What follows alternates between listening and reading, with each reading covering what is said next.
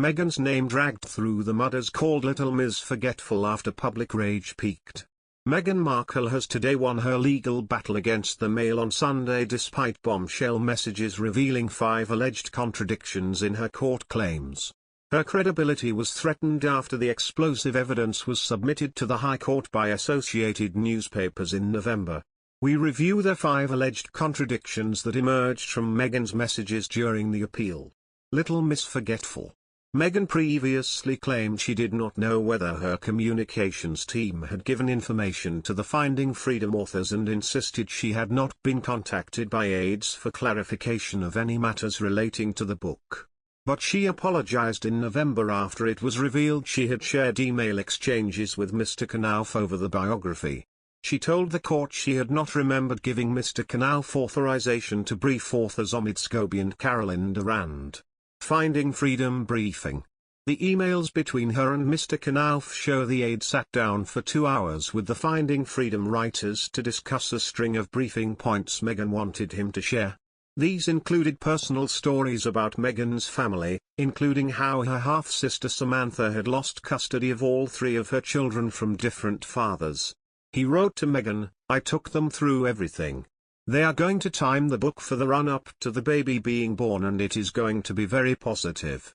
They are prioritizing the US market and will position it as a celebration of you that corrects the record on a number of fronts.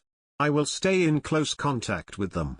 Mr. Knauf also claimed in his witness statement he authorized specific cooperation in writing in December 2018 to the book's authors.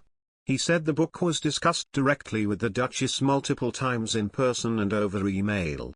But Mr. Knauf said as far as he knows neither Harry or Meghan met directly with the authors during his time as press secretary.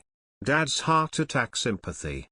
In the heartfelt letter to Thomas Markle, Meghan made reference to his ill health. Her pals said that following her wedding to Harry in 2018, the Duchess made a series of worried phone calls to her father over his health. And in the week before the nuptials Meghan released her first solo statement from the palace, saying, "Sadly, my father will not be attending our wedding." The text messages show the reference to Mr. Markle's health was actually suggested to Meghan by Jason Knauf. He tells the royal he thinks it is essential to address his heart attack as it is his best opening for criticism and sympathy. Meghan replies saying it is a very valid point and says she will attempt to squeeze it into the 5-page, 1,250-word letter. She writes, "We'll redraft 1 page and try to fit it in." Royal pressure reaches breaking point.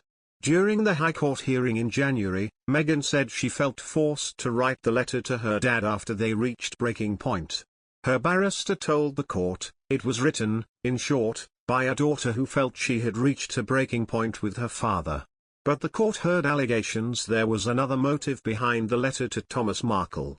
She claimed that her catalyst for doing so was seeing how much pain the situation was causing Harry.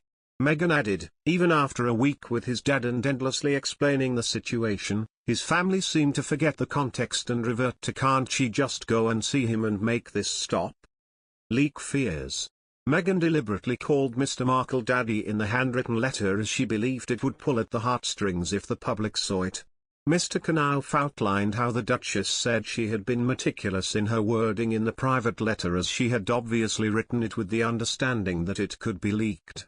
Meghan claims in her statement she did not think it was likely to reach the public but recognized it was a possibility. Meghan later texted Mr. Knauf again, saying, "Honestly Jason, I feel fantastic. Cathartic and real and honest and factual. And if he leaks it then that's on his conscience. And at least the world will know the truth, words I could never voice."